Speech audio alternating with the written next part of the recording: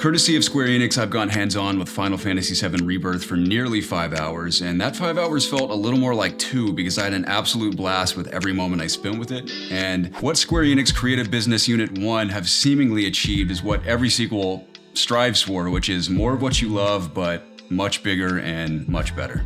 In anticipation of Rebirth, I'm actively replaying Remake Intergrade, and it's reminding me that this remake saga is really a labor of passion. Because not only is the development team comprised of fans of the original, but also developers of the original game itself. And I'm honest about the fact that I actually haven't played the original, and rest assured I'm going to play it eventually, but in preparation for Remake, and especially Rebirth, I have done my due diligence on heavily researching the plot and its characters, so I'm very familiar with all of the story beats, all of the character arcs. I know there's probably some discrepancies throughout actually playing the game, but as far as understanding the core elements of the story, and even some of the side characters, I'm well informed. So going into Remake and now into Rebirth, and what little I previewed of Rebirth, I'm happy to say that not only is it seemingly pretty faithful in Rebirth, also the director himself has said it's pretty faithful, but there are definitely some surprises along the way. In this preview in particular, I'm going to refrain from sharing as much of the story as possible, just to not only preserve it for longtime fans, but newcomers especially.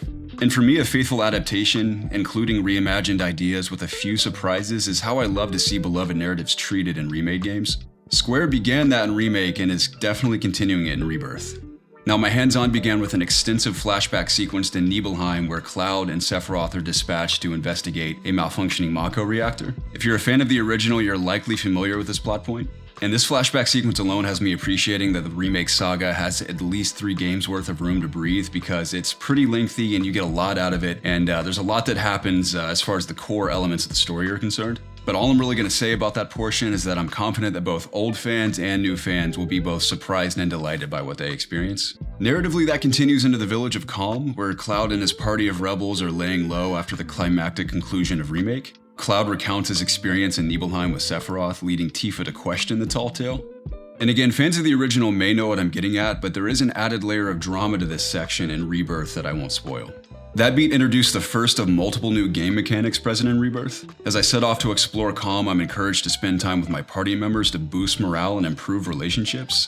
There's a little emote displayed above each party member during free roaming sections, indicating their status. And as you engage in side activities with them, your bonds are affected. And depending on their status, portions of the story will be altered. And while I was out with party members, I discovered the new card game called Queen's Blood, and honestly, I've never been a big fan of card games within games. Gwent, for example, in The Witcher 3, I could never really get into. I see the appeal, I think they're developed really well, but apart from Hearthstone, even though that's its own standalone game, whenever there's a card game within games, I have a hard time getting into them. But I will say mechanically, Queen's Blood seems to function very well, and it's pretty easy to pick up, but challenging to master because I lost every single match I played. I mean, I fully understood what I was doing, it's not hard to follow in any way. But I lost every single time, so I definitely need a lot more practice. But defeating opponents earns you new cards for your deck that you can of course use in future matches, and from what I understand, there are a couple unique rewards for defeating certain opponents around Kalm and other parts of the open world. But honestly, what stood out to me the most about Queen's Blood was the beautiful presentation and the bangin' jazz-influenced soundtrack.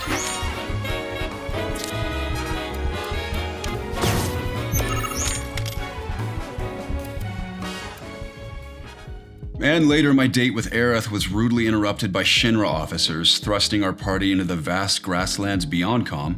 And here you do get your Bethesda-style walkout moment, and between the presentation, the party banter, and the music, it was absolutely gorgeous.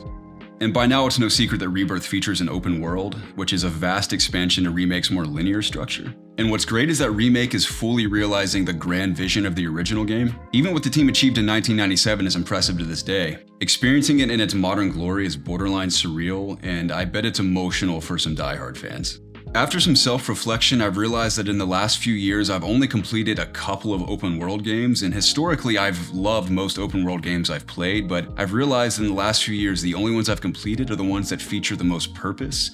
And thankfully, Rebirth is designed with purpose at the forefront, because every single thing you engage in the open world has meaning. Completing odd jobs with your party members and locals improves bonds and offers rare rewards. Altering your party lineup between battles affects your abilities. Activating towers worldwide for your boy Chadley leads to developing more powerful materia and reveals points of interest on the map. Conquering all the objectives during fiend battles grants better rewards. You can wrangle and kit chocobos to make them more effective, including wrangling other ones that can scale walls, swim, and fly. And all the raw materials you collect around the world can be crafted into usable items. Not to mention all the mini-games around the open world that will likely grant unique rewards between the ridiculous and practical. Between my hands-on time recently and back in October of last year, I've yet to experience several mini-games apart from Queen's Blood and Chocobo races. But in this preview, I did experience a pretty in-depth music mechanic that's not unlike the guitar in The Last of Us Part 2, and maybe others have talked about it, maybe it's in a trailer, but if you're watching this video and you haven't been exposed to that mechanic, I won't go in depth here, I'd rather you discover it for yourself. Of course, Final Fantasy is and likely always will be heavily focused on combat. I love the ATB system and the fluidity of combat that began in Remake. In Rebirth, it's flashier and more impressive between animations and abilities. Determining your skill path affects your party members' abilities, notably the new powerful synergy attacks. And by now I've played enough to know that you aren't punished for experimentation. You can reset your skills at any time, you can alter your lineup between battles, and even create preset lineups that you can swap between battles as well for easier access. What I'm really excited about is Square has likely thought of everything in maximizing the fun factor of the moment-to-moment experience. And it helps that I adore these characters. I mean, it's a blast doing anything with them, from racing chocobos, battling enemies, picking flowers, which is a side quest I did. No matter what we were doing in the 5+ hours I've played, really 7 if I consider the last preview I attended, is just been a ton of fun. During the multiple previews I've attended, I've had a lot of fun exploring both the grasslands and a little slice of Junon. And during this preview, I was able to clarify that as you progress through the game, portions of the map are unlocked, eventually leading to a seamless open world. You can fast travel anywhere between main destinations, towers, and rest stops you've repaired. And like with any open world game, that's a wonderful quality of life feature, but I imagine that most players will not use it too frequently in their initial playthroughs, because every inch of the grasslands and Junon I explored, there was something to discover, from collectible items, unique rewards, and of course all the many things to complete on each section of the open world map. Just keeps you busy, so it is nice knowing that, say you have a side quest that takes you back to a previous location, you can fast travel there, but I imagine again through initial playthroughs there's going to be so much to find that it's not even going to be used much, so I'm very excited to discover what else is left. Now, during my hands-on, I only had a couple minor concerns. Similar to Remake, not all the animations and textures are equal in Rebirth, but fortunately all the major characters and locations look outstanding. I've played multiple hours in quality mode as well as performance mode. Both modes feature stable frame rates targeted at 30 and 60 respectively. Quality mode looks really pretty, with some cutscenes looking gorgeous, but unfortunately the presentation takes a notable dip in resolution in performance mode. It makes sense given Rebirth's scale compared to Remake, it's just a slight bummer. There's also frequent texture pop-ins everywhere. I'd like to think it'll be cleaned up before launch, but I had the same hope for Jedi Survivor, and we all saw how that played out. But what's important is that personally my fun wasn't inhibited by any of those minor issues. I prefer higher frame rates, but I can bear 30 FPS if it's locked and optimized. Overall, there's a lot to look forward to. The gameplay is vastly expanded with satisfying progression. The developers claim that the narrative is faithful to the original, but they don't discount the potential for a few surprises. Many questions are in the air following Remake, and I'm looking forward to having some of those answered in Rebirth.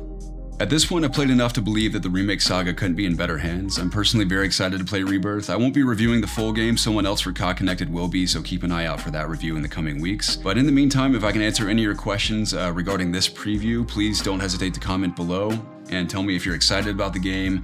If you're concerned about the game, don't hesitate to comment, because I make these videos for the sake of creating conversation and I always respond, so I'd love to hear from you. But in the meantime, stay tuned to COD Connected for all things video games. Thank you so much for watching. My name's Garrett Drake, and I'll catch you in the next one.